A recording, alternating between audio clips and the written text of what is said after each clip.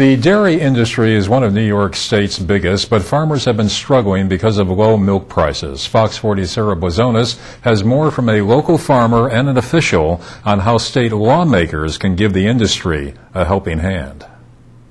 We got Sabrina and Maury and Polly and Sybil. These are just some of the 130 cows on Bill Olin's farm producing a whopping 800 gallons of milk a day.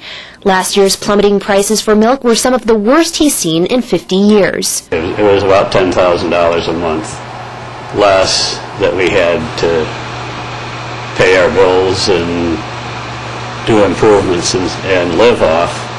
Milk prices are set by the federal government, but Assemblyman Clifford Crouch says he thinks there are steps the state can take to help ease the burden on farmers. We need to watch the price of milk as we go into the spring months. It has come back from where it's low last summer, but it's certainly not over their cost of production at this point in time, and some of these farmers are not going to be able to hold out any farther.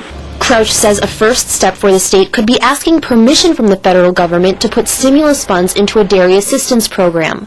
Olin agrees action should be taken. Olin says there are also some things the state can refrain from doing that would help farmers. That includes not passing the farm labor bill, which would require farmers to pay employees overtime if they worked more than 40 hours a week.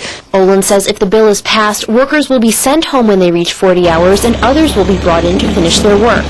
Or the farm costs get high enough that the farm ceases to operate. Olin also recommends reducing licensing fees and other costs which the state imposes on farmers' feed providers, costs which he says are passed on to farmers like himself. In Shenango County, Sarah Blazonis, Fox 40 News.